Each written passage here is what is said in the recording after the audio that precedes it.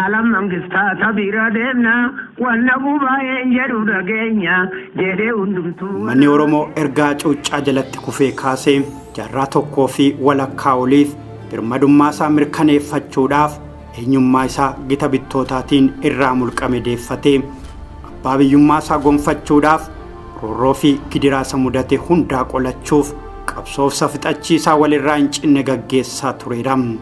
Qabsoon kun ammoo karaa hidhannoo fi nagaatiin dhalootaan walii walitti yoo darbu mi'eessituun fi soogiddi qabsoosaa muuziqaadha. Muuziqaan kun ammoo osoo ogummaadhaan deeggaramee ammayyoomee akka har'aa kanatti hin dhiyaatiin bifa aadaatiin ergaa jabaa fi quuqqaa fi quuqamaa sadoo fi qananii sirna jibbuu fi isaaf hin taane ittiin balaaleffachaa dhaloota isaa ittiin onneeffachaa ture. Sirboonni kunneen gaafa Oromoon jila qabu sirna isaa dabaaluu gaafa roorroo ammoo dhaloota onneessuu kalee sabichaa yaadachiisanii sirna gadaa keessatti qananii Oromoon itti jiraachaa ture boodatti deebi'anii galmee seenaarraa yaadachiisuu kanarraa itti jirummoo ni himuu kan borutti deemu immoo dhalootaaf ni raaguu yookaan ni akeekuufi gaafa cidhaa amaamota dabaaluu gaafa gadaa immoo foollee fi dabballee afaan saaqanii adeemsa gadaa Oromoo qixeessuu gaafa duulaa immoo goota ni jajuu ni dhaadessuu lugna immoo ni didhuu ni onneessuu kanaanis milkaa'ee qabsoo isaa ittiin dabaalachuudhaan kun warra gaheera. Burus muuziqaan isaa waan hundaa dhaloota boruu Oromummaa Oromoorraa dhaalee hambaa dhalootaa ittiin dabarfatuudha. Kerrasi dallane neenchi lafa caare arraamoti durii dura hoggaa zabanii lola sagaleedha seena marraan jettu ijoollee salaalee jabbilee wacaalee ijoollee salaalee biyya seenaa qabdu biyya seenaa qabdu ijoollee salaalee jabbilee wacaalee.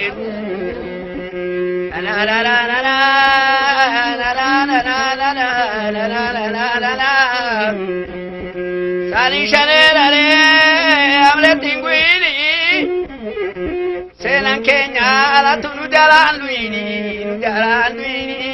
migiri darida senar gachun Kenya bayati garida nama gammachi sabayu mangarida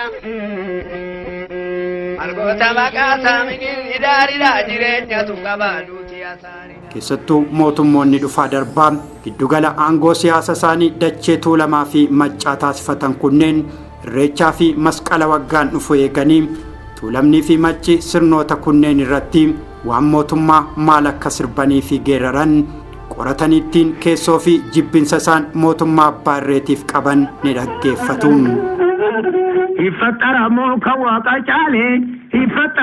kawaka chale takino mokia originale alam mangistani siwame wasan ninjigu kaninni dhabe sinjigu yoo sanam yoo jabana dukkanam yoo sirni gadaa Oromoo irraa mulqameem yoo foollee fi dabballeen folluma irraa dhorkameem yoo abbaa gadaa irraa rooftii kameem sobaan yoo gadaan amantiidha jedhamee tuffatamee gaafa Oromoon awwisoo tokkollee hin qabne artisti Wasanuu Diidoo fa'aatu sagalee uummata Oromoo ture. Namni sagalee Oromoo ture kun immoo hambaa Oromoo fi OBS.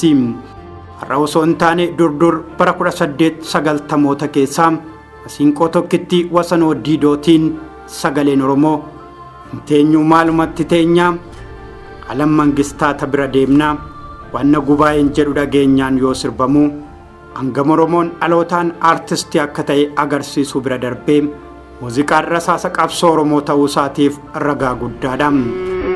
Ya seenaa qabnu natu dhaqee laala kibbii galaana biyya farda dheeraa madaala tagaasa biyya garbuus qabdu biyya misiraa biyya shumburaa biyya raraa gaarii kan lammatti dhuganii madaala tagaasa biyya raaga durii biyya shanii gadaa. Mootiin Masiinqoo maddi aartii Oromoo ka'umsa sirboota qabsoo Oromoos asumarraa tokko jedhee jalqabee calluma jennee gaafa sagalee Masiinqoo dhageenyu wantoota lamatu dursee sammuu keenyatti dhufa. Ni jalqaba mana daadhii ollaa keenya jiru yookaan ammoo darbinee mana daadhii aariitti cabsannee mukuutti baanu yoo ta'u inni biraa ammoo mararoodha. Mararoon ammoo dhukkuba dhiiraatiin. Dhukkubni dhiiraa kun ammoo lolaan yookaan geerarsaan yookaan ammoo gungummiin illee osoo hin hafiin quuqqaa fi sadoo keenya baafannaa. Yoo sana yoo xiqqaate sammuun keenya boqonnaa argata. Namni biyya bahe waan biyyaan dubbatu kan gargar nu baase biyyee haa uffatu biyyee haa uffatu.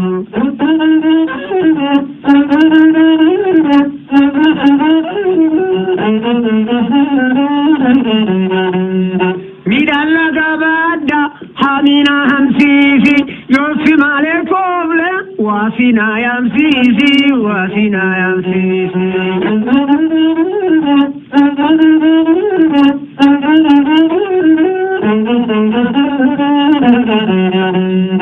Ani nyaadhu kuufe midhaan ala bahe hundumaan kofaalta garaan na bobaaye garaan na bobaaye.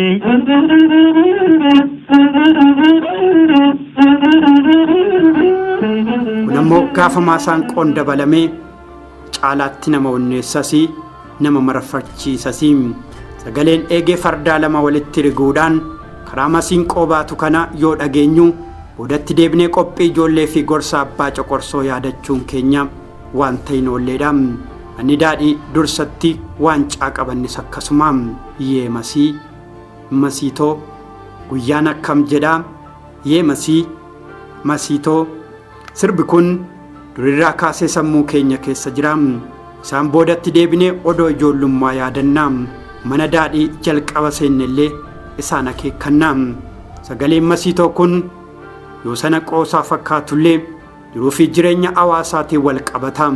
Ijoollees sammuu isaanii qaraa. Sirba isaa jennu qoosaan kun ammoo kaleessa yookaan dheengadda waan uumame osoo hin taane waggoota 100 dura mootii masiinqoo Itoophiyaa artiist Wasanuu Diidoo Booraatiin kan sirbameedha. Waammaan baand yookaan baandii nam-tokkee jedhamuudhaan seenaa artii Itoophiyaa keessatti kan beekamuu fi seenaa muuziqaa Oromoofis madda yookaan burqaadha. Artiist Wasanuu Diidoo bara 1940tti Oromoo jalqabaa masiinqoo isaa fannifatee muuziqaa afaan Oromoo agar fiqir galcheedha.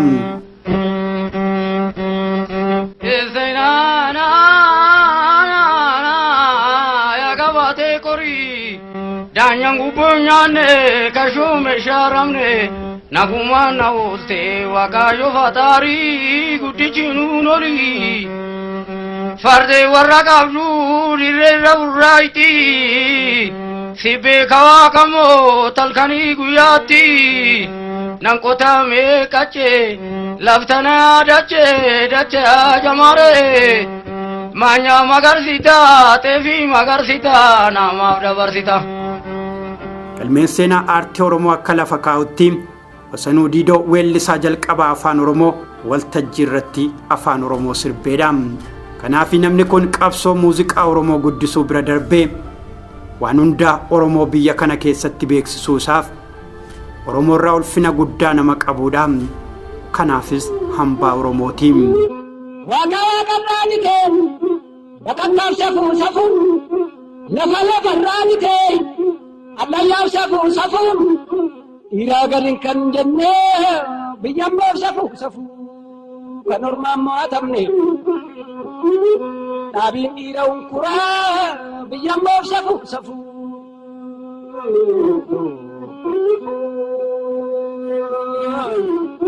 Ammoo gara galgala lafa garagala ammoo gara galgala lafa garagala.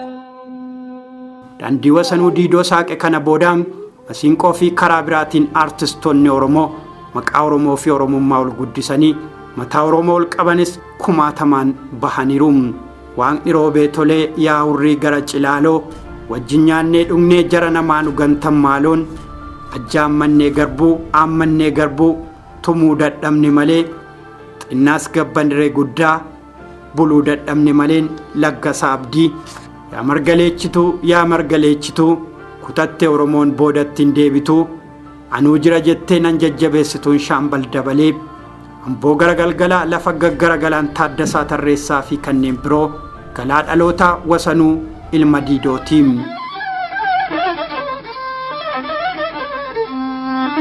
Ajaa saammanee garbuu saammanee tuudaa dabne malee guddaas gaabbarre xinnaas gaabbarre buluudaa dabne malee sidaamoo bu'an malee dhaari nama dhiibtuu du'an malee.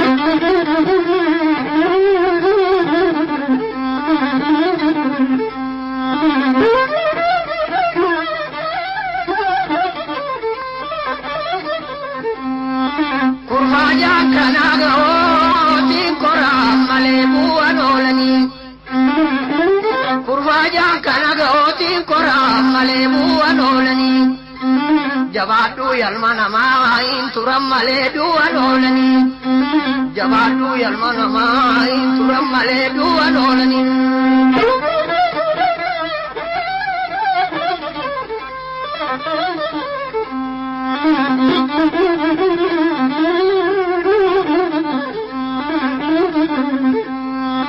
Salaalee hadiin bahuu daalachi guddaanuu hin dadhabe. Bejamoo fardiin bahuu daalachi guddaanuu hin dadhabe. Furiyoo fardiin bahuu daalachi guddaanuu hin dadhabe. Keegaraan akkam bulee saaphannatti footee na dadhabe. Jetteeree ombosaa eega kan hormaa taate sinobsaa. Oromoon bara hidhatee meeshaa rasaasa tufuu hin qabnetti meeshaan isaa rasaasa tufuu kan qabsoo isaa utubuu kan seenaa isaa dabarsuu walumaa galatti waa hundisaa muuziqaa isaatiin. Rasaasni qabsoo Oromoo kun ammoo Oromoof dhuka'ee diina isaa kan rukute ta'us artistoonni rasaasa kanaan warra Oromootti roorrisu irraa cabsan hedduun aarsaa itti kaffaluudhaan har'a warreen Oromoo mataa ol qabachiisan kanneen seenaan isaanii lafeen marguu fi gootonni har'as imaanaa goototaa kanneen baatanis hedduudha. Wasanuu Diidoodhaa hanga Abdullaahi Arsitti, Ebbisaa Addunyaatii hanga Osmaayyoo Musaatti, Abubakar Mussaadhaa hanga Yoosef Gammachuutti, Daadhii Galaanii achi buuteen isaa akka miila Bakar Waaree kan ta'e jireenya ayyaanaa dabalatee hanga Haacaaluu Hundeessaatti gootonni aartiidhaan osoo mirga Oromootiif falmanuu wareegaman hanga Oromoon dachee kanarra jirutti maqaan isaanii waaqaa gaditti ol guddatee bara baraan jiraata. Galmee seenaa irrattis galmaanitti fuu. Wareegamuun aartistoota kunneenii qabsoo Oromoo kan duubatti deebise osoo hin taane dhalootaaf xiiqiidha. Aartistoonni hedduus mooraa qabsoo Oromoo keessatti dhalatanii akka mandi'aniif inumayyuu booree ta'e. Misaa'illi arrabaan si'a tokkotti addunyaa kana rukutu muuziqaan Oromoo biratti immoo waan sirbanii biraa galan miti. Aarsaa qaba. Aarsaa kanaaf kan of qopheessu immoo goota.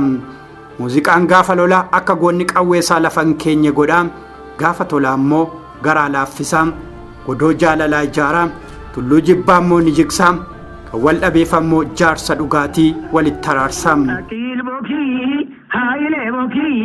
Haayilee bookii yabaara beekaa waaqa Itoophiyaa kaadhadhuuti alam mangistaanii siin eegaa haasaa isaanii isintuu beekaa dhuguma dhuguma. Dabnee toobaloo yaa dabnee toobaloo maa dabnee toobaloo yaa dabnee toobaloo.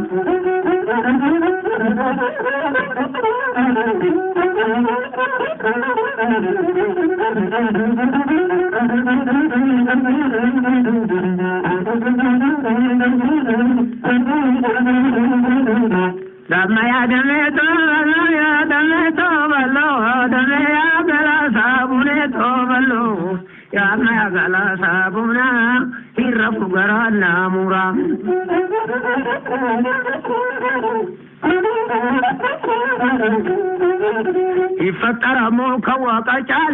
Ifataramu kawaka chale takino mokia originale alam mangistani siwame wasan ninjigu kaninni dhabe. Artisti Wasanuu Diidoo abbaa isaa Diidoo Booraa fi haadha isaa Biliqqee Yaadatarraa bara 1894 Tuulama Kaabaa Aanaa Jiddaa ganda Ariyaa Gaadullaa Elelleetti dhalate.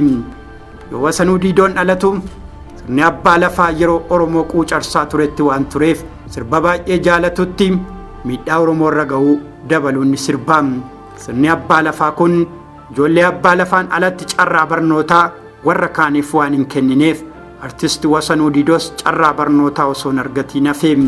Abbaan isaa Diidoo Booraa muuziqaa garmalee waan jaalatuuf lafa inni jiru sirbatu jira. Manni cidhaa kamuu isaan gilimmisaa inni jiraannaan qe'een ho'aa. Wasanuu Diidoos faana abbaa isaa dha'uudhaan iddoo jilli jiru hundumattuu ni sirbaa. Daboo fi cinni isaan dabalamaa. Kerrasi dallane neenchi lafa caare.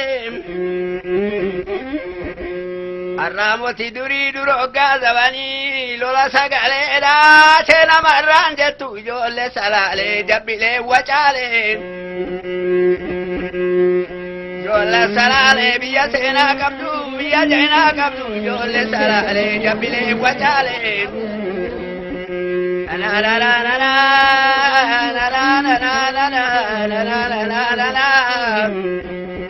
Sani shaneerale amletiin guini seenaan keenya alatu nu jalaan duini migirri daariidha seenaa argachuun keenya baay'eetti gaariidha nama gammachiisa baay'umaan gaariidha.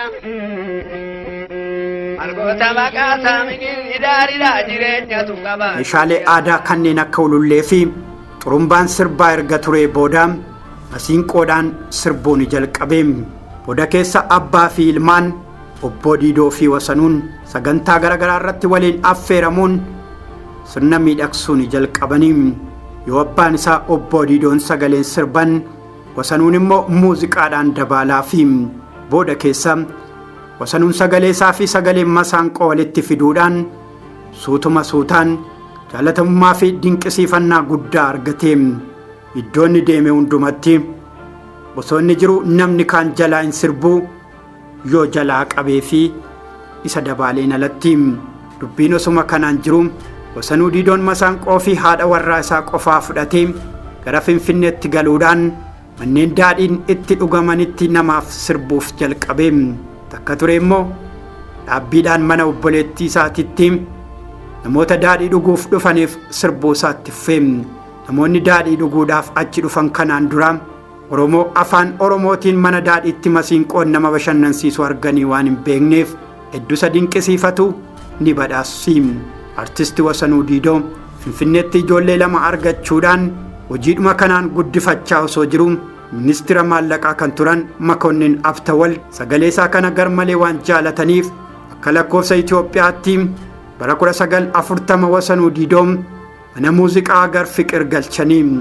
Ergaa Agar Fiqir galee sirnoota hedduu irratti masiinqoon inteenyuu maalumatti teenyaa dabalatee sirboota hedduu sirbuudhaan alatti tiyaatiroota hedduus Agar Fiqir keessatti hojjechuun hedduu leellifamaa turus guyyaa tokko garuu tiyaatira shaakalee osoo galuuf deemuu kufee miilli isaanii cabee. Sanaanis garmalee dhukkubsatee waggaa tokkoof erga wal'aanamaa ture bara 1955 ganna 62ffaa isaa irratti ni boqote.